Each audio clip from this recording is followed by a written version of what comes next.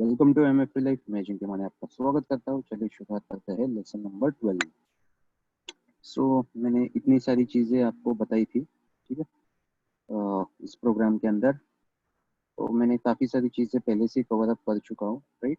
जैसे अभी future and options में मैंने ऑप्शन कवर कर लिए है, मैंने फंडामेंटल एनालिसिस कवर किया है, टेक्निकल एनालिसिस कवर किया है, ग्लोबल मार्केट्स थोड़े से कवर किए हुए हैं, मैंने एग्जाम्पल दिए थे आपको, ठीक है।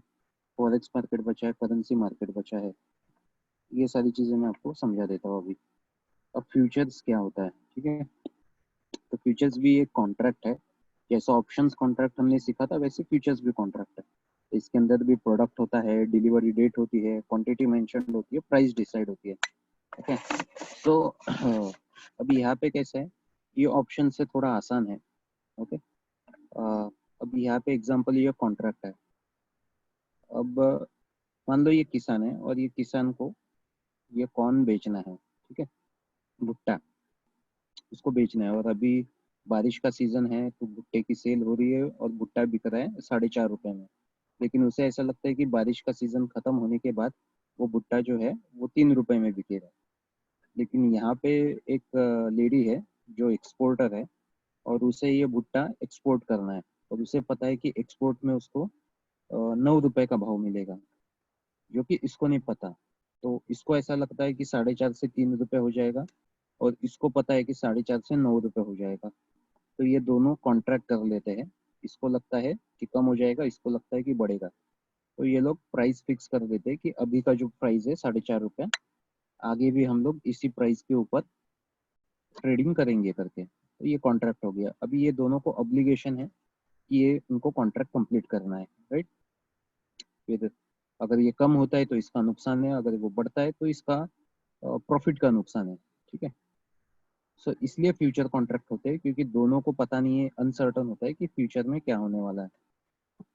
अब इस जब कॉन्ट्रैक्ट को ट्रेड करते हैं तो उसी को फ्यूचर्स मार्केट कहते हैं, राइट। तो यहाँ पे कई तरीके के फ्यूचर्स मार्केट, मतलब फ्यूचर मार्केट के अंदर कई तरीके की चीज़ें ट्रेडिंग होती है। अब इसका बेसिक बेसिक अगर मैं बता दूँ तो फ्यूचर्स जो है उसके अंदर कंपलसरी उनको एक्सचेंज करना ही होता है। जैसा अभी हाल ही में ऑयल का जो है प्राइसेस जीरो हो गए थे कि फ्यूचर कॉन्ट्रैक्ट की वजह से। तो इसका मैंने यूट्यूब के ऊपर वीडियो भी दिया हुआ है, आप जाके चेक कर सकते हो। फोटो से आपको देख के पता चल जाएगा ऑयल प्राइसेस का, जो प्राइसेस जीरो हो गए थे। तो दरअसल ऐसा क्यों हुआ, क्योंकि चलो कि मैं आपको वीडियो दिखा देता हूँ वैसे। ये वो वीडियो है, why crude oil prices crash, ठीक है। सो अभी डेट में देखता हूँ इसका, डेट कब का है।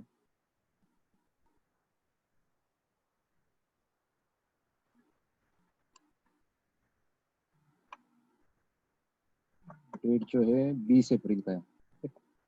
तो ये आप देख सकते हो, अगर आपको इन डिटेल एक्सप्लेनेशन चाहिए। दरअसल कैसा था कि अभी ऑयल यूज़ नहीं हो रहा है क्योंकि लॉकडाउन है। तो स्टोरेज का खर्चा ज़्यादा हो गया, स्टोर कहाँ पे करेंगे, भले ही सस्ते में मिल रहा है। तो इसलिए वो मतलब नेगेटिव भी गए थे कि भाई स्टोर करने की भी ज़बरदस्ती है, कॉन्ट्रैक्ट है तो खरीदना तो पड़ेगा, राइट। तो उन्होंने मतलब पैसे दिए लोगों को स्टोर करने के लिए, ऐसा है। ये फ्यूचर्स कॉन्ट्रैक्ट ऐसा होता है। फिर ऑप्शंस कॉन्ट्रैक्ट के अंदर right to buy and right to sell होता है, और राइट। तो वो वो जो ऑब्लिगेशन का पार्ट है वो डिफर करता है। ऑप्शन में बायर को हमेशा चॉइस होता है, सेलर को चॉइस नहीं होता है। यहाँ पे दोनों को मतलब कंपलसरी करना ही होता है। रिस्क यहाँ पे हाई है, यहाँ पे बायर्स को लिमिटेड है, सेलर्स ने भी स्ट्रेटेजी यूज किया तो लिमिटेड है। यहाँ पे कोई एडवांस पेमेंट नहीं देना, यहाँ पे प्रीमियम एडवांस पेमेंट होता है, ठीक है। यहाँ पे अनलिमिटेड प्रॉफिट, अनलिमिटेड लॉस भी हो सकता है। यहाँ पे हम लोग लिमिटेड कर सकते हैं लॉस को। तो ये बेसिक डिफरेंस होता है। अब फ्यूचर्स की जैसा फाइनेंशियल मार्केट के अंदर फ्यूचर्स ट्रेड होते हैं, तो किस किस तरीके के फ्यूचर्स हो सकते हैं। जैसा निफ्टी मतलब इंडेक्स के फ्यूचर होते हैं। तो निफ्टी जो है वो फ्यूचर में ही ट्रेड होता है, उसका जो निफ्टी का कैश जो है वो ट्रेड नहीं होता कभी। जैसे स्टॉक्स हम लोग बाई सेल कर सकते हैं, तो निफ्टी 20 ही हम लोग बाई सेल कर सकते हैं, जो कि ईटीएफ है, ठीक है। लेकिन हम लोग डायरेक्टली अगर मंथली कॉन्ट्रैक्ट बाय करना है तो हमको फ्यूचर्स ही बाय करने पड़ते हैं। तो 3 महीने के कॉन्ट्रैक्ट होते हैं, 1 महीने का, 2 महीने का, मैक्सिमम 3 महीने का कॉन्ट्रैक्ट होता है। सो निफ्टी का होता है फ्यूचर, स्टॉक के होते हैं फ्यूचर, करेंसी फ्यूचर्स होते हैं, कमोडिटी फ्यूचर्स होते हैं। तो कमोडिटी के अंदर मतलब मेटल्स आ गए, प्रीशियस मेटल्स आ गए, गोल्ड है, सिल्वर है, फिर नेचुरल मेटल्स आ गए, कॉपर है, निकल है, फिर सोयाबीन भी ट्रेड होता है, मतलब एग्रीकल्चरल प्रोडक्ट्स ट्रेड होते हैं। तो ऐसे ऑयल ट्रेड होता है, ठीक है। तो ऐसे कमोडिटीज फ्यूचर्स होते हैं। तो ये सारी चीज़ें फ्यूचर के अंदर आते हैं।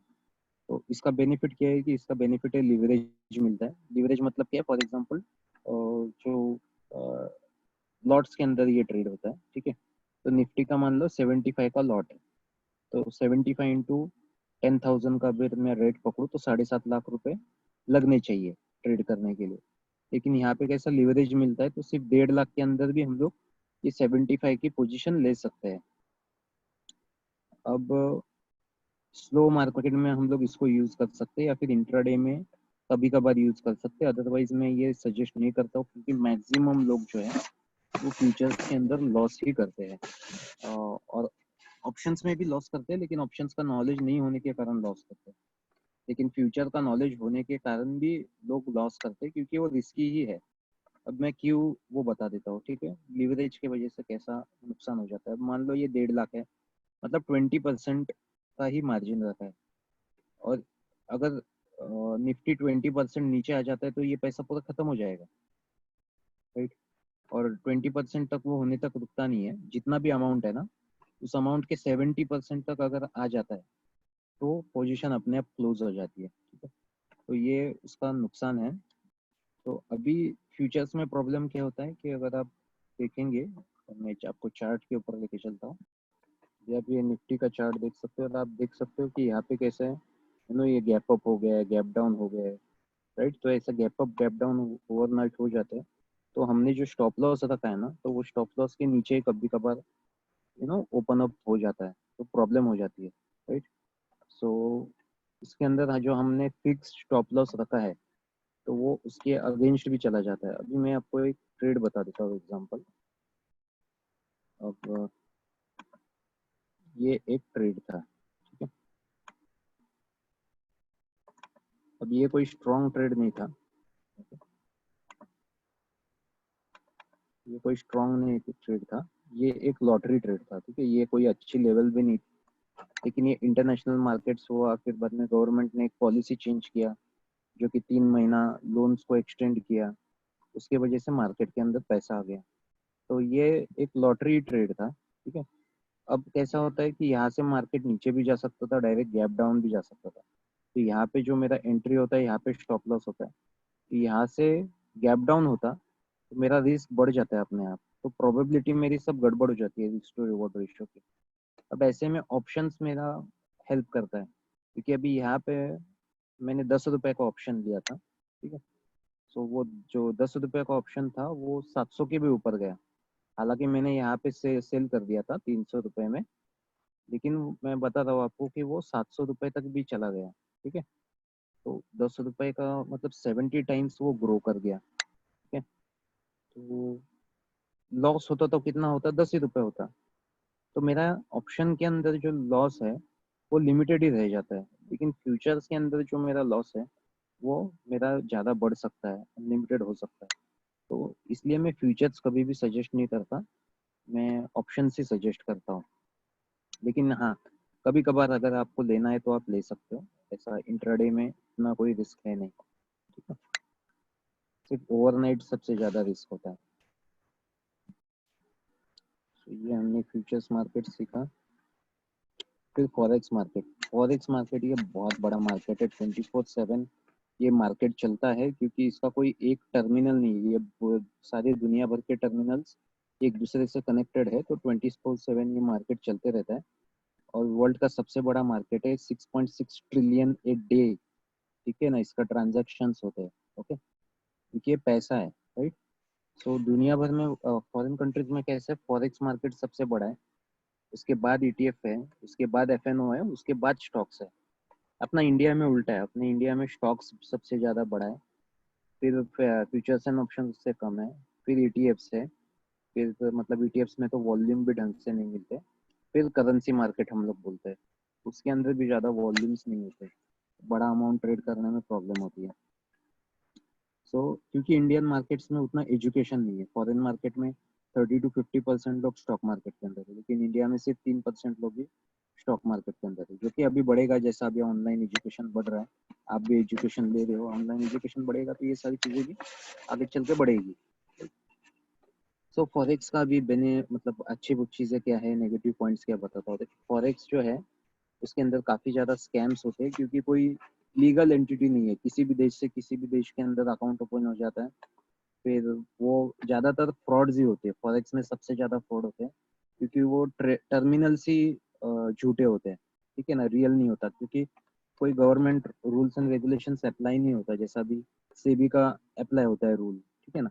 अगर इंडिया में करेंसी मार्केट में किसी ब्रोकर को ट्रेडिंग चालू करनी है तो उसको ह्यूज ह्यूज ह्यूज अमाउंट देनी पड़ती है सेबी को, ठीक है ना, करोड़ ऑफ रुपीज देना पड़ता है एज ए डिपॉजिट, तो तब जाके वो करना पड़ता है। लेकिन यहाँ पे कैसा, फॉरेक्स में कोई भी ब्रोकर बन जाता है तो फिर स्कैम्स ज़्यादा होते हैं, इसको बोलते हैं ट्रेडिंग अगेंस्ट यू, मतलब सामने कुछ और दिख रहा है लेकिन आपका ऑर्डर एक्चुअल मार्केट में जाता ही नहीं है, वो टर्मिनल के अंदर ही वो जो ब्रोकर है वो ही खा जाता है पैसा, ऐसा होता है। क्योंकि जब प्रॉफिट बुक करने जाओगे तो प्रॉफिट बुक होगा नहीं और लॉस जरूर बुक होगा, ऐसा। फिर इसके अंदर जो एक अच्छा ब्रोकर मैं बोलता हूँ वो FXCM है, ठीक है, ये चाहिए तो स्क्रीनशॉट ले लो, FXCM, FXTM नहीं, क्योंकि इसी नाम से काफी ज्यादा मतलब जैसे बोलते हैं नकली प्रोडक्ट बनते हैं, राइट। तो ऐसे काफी सारे ब्रोकर से ऐसे ही नाम रखते हैं ताकि कंफ्यूजन हो।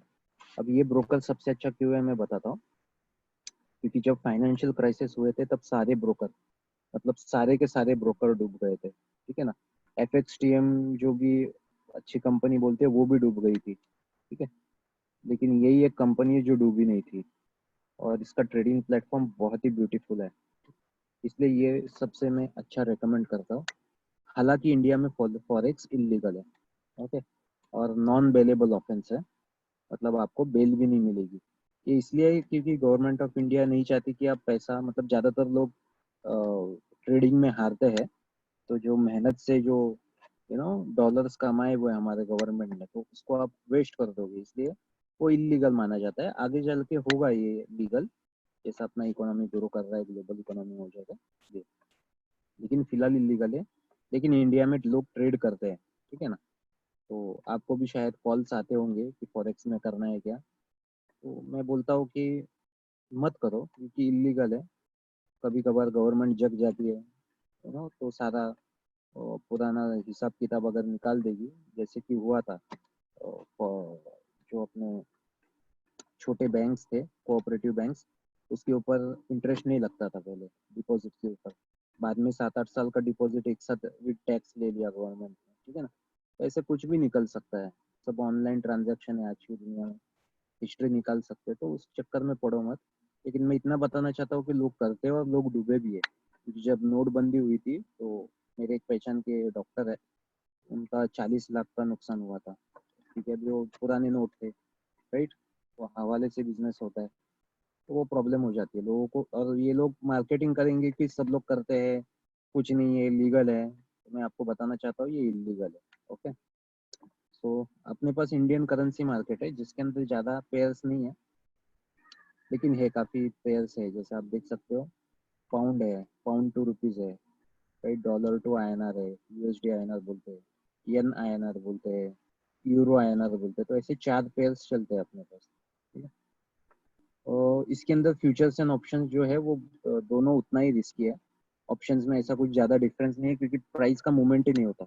अब मान लो $1 का 75 रुपीज़ है, वो थोड़ी ना जीरो जाने वाला है, कितना जाएगा, 71 72, ऊपर 1 2 3 रुपये ऊपर नीचे जाता है, तो वो दोनों एज ए मतलब फ्यूचर्स की तरह ही काम करता है ऑप्शन, और वॉल्यूम नहीं होता, मतलब ऑर्डर डालने जाओगे तो ऑर्डर फिल नहीं होता, तो बड़ा अमाउंट के साथ नहीं खेल सकते हम लोग यहाँ पे, लेकिन बड़े टाइम फ्रेम पे कर सकते हैं, ठीक है। फिर काफ़ी चीप है, मतलब इजीली कोई भी कर सकता है, ऐसे भी कुछ लोग हैं जो सिर्फ करेंसी का ही ट्रेडिंग करते हैं। तो यहाँ पे एक लॉट जो है 1000 का होता है। तो मतलब आप देख सकते हो कि 1 रुपए का भी ऊपर का नीचे का डिफरेंस 1000 होता है। एक लॉट 1000 का मतलब 75 रुपीज। तो देखो 75,000 का जो अमाउंट है उतना भरना नहीं पड़ता आपको, सिर्फ 1600 रुपये भरना पड़ता है। एक लॉट 1600 में आ जाता है। कभी 1400 होता है, कभी 1800 होता है, डिपेंड करता है आप कौन सा पेयर ले रहे हो। 1600 से 2000 के अंदर आ जाता है। और 1 रुपए का भी बेनिफिट होता है तो 1000 रुपये का बेनिफिट हो जाता है। राइट? तो जितने ज्यादा लॉट्स उतना ज्यादा बेनिफिट। राइट? तो नीचे भी जाता है तो लॉस भी हो जाता है वैसे। ठीक है। तो फिर भी अगर करेंसी ट्रेडिंग करना है, हम लोग कभी कभार ले लेते हैं करेंसी के ट्रेड्स। करेंसी के अंदर हम लोग कर सकते हैं। फिर crypto market, right, bitcoin and all. तो काफ़ी सारे लोगों को डाउट है वैसे, तो मैंने आपको क्रिप्टो क्या होता है वो सारी चीज़ें, बेसिक चीज़ें बता दी है। राइट?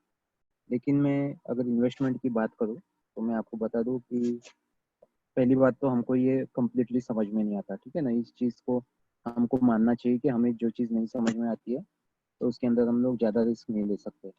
इसकी एक्चुअल वैल्यू क्या है वो किसी को भी नहीं पता। या कोई लीगैलिटी नहीं है, मतलब इलीगल भी नहीं है, लीगल भी नहीं है। ठीक है ना? तो वो चेंज होती रहती है। अभी as a commodity commodity use कर रहे हैं।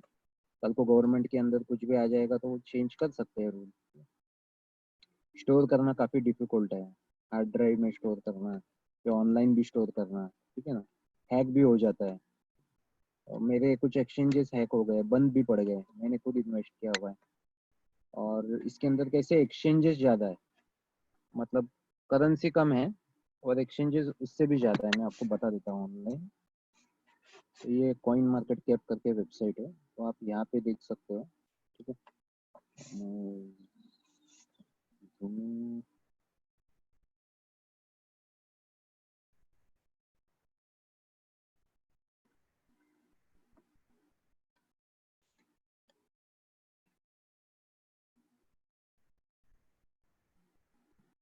मैंने ये जूम इन किया हुआ है, आप देख सकते हो कि यहाँ पे just a second,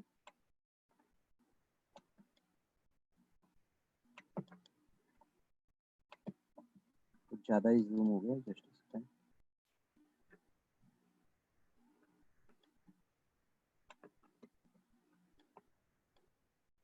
तो आप देख सकते हो यहाँ पे क्रिप्टो करेंसीज कितनी है, 5547। और मार्केट्स कितने हैं, 22,611। राइट? तो करेंसीज कम है, मार्केट ज़्यादा है। जैसे अपने इधर इतने सारे 5000 7000 शेयर्स है, वो NSE BSE के अंदर ट्रेड होते हैं। और यहाँ पे इतने सारे कॉइन्स है और उसके लिए 22-23 हजार मार्केट से। मतलब क्या है कि ये वो चीज़ है कि ये लोग मतलब सेलिंग द माइनर्स बोलते हैं ना, ये लोग पैसा खा रहे हैं, कमीशन खा रहे हैं। और बहुत कमीशन लगता है ट्रेडिंग के अंदर, ट्रांसफर करने का भी बहुत ज़्यादा कमीशन लग जाता है। तो इसलिए मैं बोलता हूँ कि ये सारी चीज़ें मतलब पेनी स्टॉक्स की तरह लगती है मुझे। राइट? और बहुत हाई ट्रांसफर फीस है, हैकिंग हो जाता है। जैसे मैंने बोला कॉइन्स ये ऐसा बनाया था कि इसको हैक नहीं कर सकते, लेकिन यही सारी चीज़ें हैक हो रहे हैं। ठीक है। कोई विक्स नहीं है इसके अंदर, वॉलेटिलिटी इंडेक्स नहीं है। मुझे ये डॉट कॉम बबल की तरह लगता है। ऐसा एक ज़माना था जो कोई भी कंपनी अगर डॉट कॉम लगा देती अपने पीछे तो लोग उसके अंदर इन्वेस्ट करते, क्योंकि इंटरनेट तभी नई चीज़ थी। राइट? सो ऐसा कुछ मुझे लग रहा है। और हम लोग कुछ भी हो जाए इसके अंदर बड़ा पैसा तो लगा ही नहीं सकते। ठीक है ना? इसके अंदर BTC और ETH, इथेरियम, ठीक है ना, बिटकॉइन और इथेरियम अब तक मुझे अच्छे रिजल्ट दिखा रहा है। और मुझे लगा था कि ADA मतलब कार्डोनो अच्छे रिजल्ट देगा, लेकिन वो भी डाउन चला गया। मैंने खुद इसके अंदर 5 लाख इन्वेस्ट किए थे, जो अभी मेरा 80 to 85% तक नेगेटिव में है। कई सारे एक्सचेंज बंद हो गए, कॉइन डूब गए हैं। ठीक है। सो ये इशू होता है। मैंने तभी रिस्क ली थी जब पर ट्रेडिंग मैंने किया था, ट्रेडिंग में थोड़ा बहुत कमा लिया मैंने। लेकिन इन्वेस्टमेंट की थी तो वो डूब डूब गई थी। लेकिन उसी वक्त मैंने ग्लोबल मार्केट्स के अंदर जो इन्वेस्टमेंट की थी वो ग्रो कर गई। ठीक है। सो ग्लोबल मार्केट्स के अंदर मैंने आपको काफ़ी सारे स्टॉक्स बता ही दिए। सो अभी ग्लोबल मार्केट्स का बेनिफिट ये है कि अभी सस्ता हो गया, इजी हो गया। पहले अमाउंट बड़ा लगता था। ठीक है ना? $5000 $2000 ऐसे लगते थे। अभी आप छोटे छोटे अमाउंट में भी कर सकते हो। एक शेयर को 10th हिस्से में भी खरीद सकते हो, ठीक है। क्योंकि अभी अपस्टॉक्स में भी चालू हो गया है, HDFC में भी चालू हो गया है। तो आप ब्रोकरेज देखो कहाँ पे सस्ता है, अपस्टॉक्स में सस्ता पड़ता है वैसा। और अभी अगस्त 2020 तक तो फ्री भी है। सो इसका बेनिफिट क्या है ग्लोबल मार्केट्स का, कि वो डबल डिजिट ग्रोथ देता है। अपना इंडिया उतना ग्रोथ नहीं दिया है जितना फॉरेन के मार्केट्स ने ग्रोथ दिया है, क्योंकि उनके पास टेक स्टॉक्स है, राइट। तो और उनके जो ETFs है वो मान लो म्यूचुअल फंड का एक बहुत ही अच्छा अल्टरनेटिव है। मतलब मान लो ग्लोबल मार्केट्स के अंदर किसी को स्टॉक्स के अंदर नहीं डालना क्योंकि समझ में नहीं आता है उनका स्टॉक्स का क्या है, क्या फंडामेंटल्स है, ठीक है ना। फिर ETFs के अंदर डाल सकते हो। जैसा भी आई पे करके है, ये क्या है, पेमेंट गेटवे। अभी ऑनलाइन पेमेंट बढ़ रहे हैं, राइट। जैसा मैं पेपाल के अंदर इन्वेस्ट किया हो, पेपाल ज़्यादा ग्रो कर रहा है, लेकिन आप ये आई पे के अंदर पेपाल भी आ जाता है, तो वीज़ा भी आता है, मास्टर कार्ड भी आता है। तो डिपेंड करता है। तो आपको अगर सेफ अल्टरनेटिव चाहिए रहेगा तो आप आई पे ले सकते हो, ठीक है। क्योंकि आपको अगर समझ में नहीं आता कौन सी कंपनी है, लेकिन इतना पता है कि बाबा ऑनलाइन इंडस्ट्री ग्रो कर रही है, ऑनलाइन पेमेंट्स ग्रो करेगा, तो आई पे आप ले सकते हो। हैक है जो साइबर सिक्योरिटी के लिए है, इसके लिए भी यूट्यूब के ऊपर वीडियो है साइबर सिक्योरिटी को लेके, वो भी आप चेक कर सकते हो, ठीक है। फिर एक्सेल भी हेल्थ केयर बढ़ने वाला है, तो उसका ये ETF है। फिर ITQ ये इसराइल का ETF है टेक्नोलॉजी का, ठीक है। तो ऐसे आप ETF ले सकते हो जो अच्छा खासा ग्रोथ दे देता है। फिर टेक स्टॉक्स है, क्योंकि फॉरेन में जैसा टेक स्टॉक टेस्ला है, फेसबुक है, गूगल है, अमेजोन है, ठीक है। सो ये सारे टेक्नोलॉजिकल स्टॉक्स जो है ये वहाँ पे ही है, भले इंडिया के अंदर कंज्यूम हो रहा है लेकिन वो उधर ही है, राइट। सो ऐसा टेक्निकल लॉजिकल जो स्टॉक्स है वो बहुत बड़ी ग्रोथ देने वाली है फ्यूचर में। और मैंने जितना भी इन्वेस्टमेंट यहाँ पे किया था 3 टाइम्स 5 टाइम्स 8 टाइम्स भी हो चुका है 3 ही साल के अंदर, ठीक है ना। सो इतना ज़्यादा बेनिफिट यहाँ पे मिला है। तो क्रिप्टो में नुकसान हो गया तो यहाँ पे बेनिफिट भी हुआ है, तो यही बेनिफिट होता है इनिशियल रिस्क टेकर को, ठीक है। और क्रिप्टो के अंदर भी मैं इनिशियली आपको बता दूं, जब मुझे एक्चुअल टेक्नोलॉजी नहीं समझ में आती थी कि टेक्निकली कैसा इन्वेस्ट करते हैं इसके अंदर, लेकिन मुझे पता था कि ये बढ़ने वाला है, तो तभी मैंने 70,000 डाले थे और उसका 20 लाख तक हुआ था एक्चुअली। लेकिन हुआ क्या कि मेरे साथ स्कैम हो गया, वो एक स्कैम था। हमको नकली बिटकॉइन दिए गए थे, अगर मैं असली बिटकॉइन में डालता तो मेरे को 20 लाख रुपए मिलते थे, राइट। क्योंकि मुझे टेक्निकल एनालिसिस समझ में आता है, लेकिन इसका जो एक्चुअल प्लेटफॉर्म एंड वो सारा बहुत कॉम्प्लिकेटेड सिस्टम था। मैंने मेरे यूट्यूब के ऊपर इनिशियल चैनल आप देख सकते हो, 2018 का वीडियो है, जो सबसे फर्स्ट वीडियो आप देख सकते हो कि वो कैसा है वॉलेट ओपन करना होता है, वो कॉन्फ्यूजिंग है। तो उसके बाद मैंने सारी चीज़ें सीखी, जब मैंने वो मुझे वो लॉस हो गया, उसके बाद मैंने इन्वेस्ट किया, और उसके बाद इन्वेस्ट करने के बाद ये सारी चीज़ें हुई, है ना। तब मुझे पता, मतलब ये मैंने खुद एक्सपेरिमेंट किया हुआ है ये सारी चीज़ें, राइट। तो फिर ग्लोबल मार्केट, और उसी की वजह से मुझे ग्लोबल मार्केट्स के बारे में भी पता चला, क्योंकि वही स्टडी करते करते मुझे ग्लोबल मार्केट्स के बारे में पता चला, राइट। क्योंकि मुझे एनवीडिया के बारे में पता चला, फिर ऐसे बाकी सारी चीज़ों के बारे में पता चला।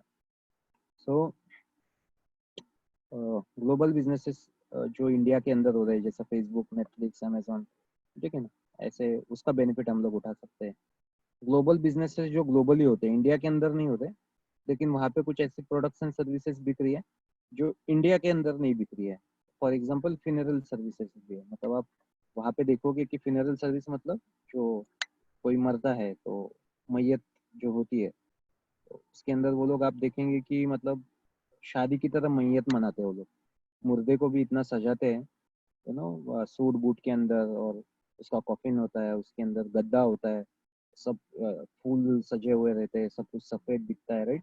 बहुत ही पॉश, मतलब इवेंट मैनेजमेंट की तरह उनका फंक्शन होता है। तो वो भी कंपनीज है, ठीक है। मैं जब ये सारी चीजें देख रहा था, तो वो साइड में वो रिकमेंडेशन में आता है, मैंने देखा रही ये क्या चीज है। तो ऐसे भी बिजनेस बढ़ रहे हैं, अभी लोग तो मरते ही रहेंगे, तो उनका भी बिजनेस बढ़ रहा है, राइट। तो ऐसे भी बिजनेस के अंदर आप इन्वेस्ट कर सकते हो। सो फिर अच्छा क्या है, ट्रेडिंग करना है कि इन्वेस्टमेंट करना है। तो ट्रेडिंग में क्या क्या होता है, इंट्राडे मतलब डे ट्रेडिंग होता है, फिर स्विंग ट्रेडिंग होता है मतलब वीकली होता है, ठीक है ना। पोजिशनल ट्रेडिंग होता है मतलब वो मंथली होता है, फिर इन्वेस्टमेंट में शॉर्ट टर्म होता है, मतलब 1 साल के अंदर शॉर्ट टर्म बोलते हैं। मिड टर्म मतलब 1 से 3 साल के अंदर बोल सकते हैं, या 1 से 5 साल के अंदर, वो सॉरी 1 से 5 साल के अंदर या 3 साल के अंदर बोल सकते हैं। लॉन्ग टर्म मतलब 5 साल से लेके 15, 20, 30 साल तक हम लोग बोल सकते हैं, ठीक है। तो दोनों में से कौन सा करना चाहिए? तो मैं अगर पर्सनली देखूँ तो मैं अभी सजेस्ट करता हूँ कि बहुत ज़्यादा लॉन्ग टर्म इन्वेस्टमेंट अभी काम नहीं कर रहेगी, क्योंकि कंपनीज इतनी ज़्यादा चलती नहीं है। पहले के ज़माने में 60-60 साल तक कंपनीज चलती थी। अभी 10-10 साल में कंपनीज बदल जाएंगी, क्योंकि बिजनेस वैसा है ना, इकोनॉमी चेंज हो रहा है। सो मैं ट्रेडिंग के अंदर swing trading and positional trading पसंद करता हूँ, ठीक है। वो इसलिए क्योंकि देखो इंट्राडे के अंदर प्रॉब्लम क्या है कि इंट्राडे जो है उसके अंदर लिवरेज भी ज़्यादा मिलता है, और इंट्राडे ज़्यादा मार्केट किया जाता है आपको। वो इसलिए ज़्यादा मार्केट किया जाता है क्योंकि ब्रोकरेज ज़्यादा जनरेट होना चाहिए, ठीक है ना। और जो बड़ी कंपनीज है, फाइनेंशियल इंस्टीट्यूट है, वो भी इंट्राडे के अंदर आपको इजीली हरा सकती है, ठीक है। लेकिन स्विंग एंड पोजिशनल में हमको बेनिफिट मिलता है, ट्रेडिंग कम करनी पड़ती है। हालांकि risk to reward ratio same ही होगा, या फिर हमारा एटलीस्ट स्विंग या पोजिशनल में ज़्यादा अच्छा भी हो सकता है। तो यहाँ पे जो है आप वो ब्रोकर को ही अमीर बनाओगे, और यहाँ पे एक जॉब मेंटेलिटी होती है। आपको ऐसा लगता है कि मैं पूरे दिन भर मार्केट के अंदर बैठूंगा, उतना टाइम डालूंगा तो मुझे उतना पैसा मिलेगा, ऐसा नहीं होता। तो थोड़ा सा स्मार्ट इन्वेस्टर बनना चाहिए, और हमें पैसे को काम को लगाना चाहिए, ना कि हमको काम करना है, ठीक है ना। तो बहुत ही कम टाइम इन्वेस्ट करते हुए भी प्रॉफिट्स अच्छा खासा जनरेट होता है, ठीक है। तो ये मेरा पर्सनल एक्सपीरियंस है। हो सकता है किसी को इंट्राडे में हो जाए, लेकिन मैंने जितने भी लोग देखे हैं इंट्राडे में लॉस ही करते हैं, राइट। इनफैक्ट तो आप गूगल सर्च कर लेना, 90-90-90 रूल। मतलब 90% लोग 90 डेज के अंदर 90% कैपिटल अपना गवा देते हैं, ठीक है, क्योंकि इंट्राडे कर करके उनका सब पूरा लॉस हो जाता है। स्विंग और पोजीशन में अच्छा खासा हमको एक्यूरेसी भी आता है, और रिस्क टू रिवॉर्ड रेशियो भी अच्छा खासा मिलता है, और ज़्यादा टाइम नहीं जाता। हम लोग इजीली पार्ट टाइम में वीकेंड्स में कर सकते हैं, कोई इशू नहीं है इसके अंदर। फिर इन्वेस्टमेंट में हम लोग शॉर्ट टर्म या मिड टर्म कर सकते हैं। लॉन्ग टर्म बहुत प्रिकॉशनरी हमको देखना पड़ेगा, लेकिन शॉर्ट टर्म मिड टर्म हम लोग बढ़ाते रहेंगे वैसे। तो इस कॉम्बिनेशन में हम लोग ट्रेडिंग और इन्वेस्टमेंट कर सकते हैं। ये मेरा पर्सनल एक्सपीरियंस है, ठीक है। फिर अब जब भी आप ट्रेनिंग लेते हो ना, तो ज़्यादातर ट्रेनर्स लोग क्या करते हैं कि वो लोग आपको है ना भूल भुलैया में लेके जाते हैं कंफ्यूज करने के लिए। उनके आप मतलब गूगल कर लो किसी भी स्टॉक मार्केट इन मुंबई या stock market in India, 4-5 website देख लो, उनकी ट्रेनिंग्स आप देख लो। वो आपको वही पुरानी चीजें आपको सिखाएंगे, और वो चाहते हैं कि उन्होंने जो स्ट्रगल फेस किया है वो भी आप स्ट्रगल फेस करो, ठीक है। लेकिन मैं ऐसा नहीं चाहता हूँ, ओके। क्योंकि मैंने वो जिस चीज़ फेस की है, मैं नहीं चाहता कि आप भी वो चीज़ फेस करें, ठीक है ना। तो नॉर्मली वो क्या करेंगे, वो आपको इस भूल भुलैया के अंदर वो आपको फंसा देंगे। और कोई भी आप प्रोग्राम करोगे तो उसके अंदर अपसेल्स होती है कंटिन्यूसली, कि आपको दूसरा प्रोग्राम करो, तीसरा प्रोग्राम करो, चौथा प्रोग्राम करो, ठीक है। अदरवाइज आपको कभी एक्यूरेसी आती नहीं है, और वो आप भूल भुलैया के अंदर फंस जाते हो। लेकिन मैं आपको क्या दे रहा हूँ, मैं आपको शॉर्टकट दे रहा हूँ, और मैं आपको डायरेक्टली सोल्यूशन दे रहा हूँ। और इसलिए मैं इसको बोलता हूँ कि मैं होलिस्टिक अप्रोच से ट्रेडिंग करता हूँ, ठीक है। मैंने आपको सारी चीज़ें बता दी है, और अगर आपको नॉर्मल ट्रेडिंग भी करना हो तो ऑप्शंस का भी जरूरत पड़ता है, बाकी सारे मार्केट्स का भी हम लोग, करेंसी मार्केट है, कमोडिटीज मार्केट, सबका कॉम्बिनेशन करके हम लोग सारा डिसीजन लेते हैं। जबकि मुझे ये सारी चीजें सीखने में 5 लाख रुपए लग गए, 5 साल लग गए। तो वो सारी चीजें मैं आपको पहले ही बता रहा हूँ कि एटलीस्ट आपका ट्रेडिंग, बेसिक ट्रेडिंग जो है, वो आपका ज्यादा से ज्यादा हायर प्रोबेबिलिटी आके आप पैसा कमाओ, वो बहुत इंपॉर्टेंट है, ना कि आप स्ट्रगल करो।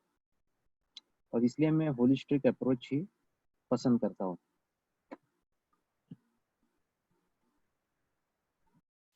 तो इसी के साथ आज का वीडियो खत्म होता है। सो मिलते हैं अगले लेसन के अंदर। तब तक के लिए हैप्पी ट्रेडिंग।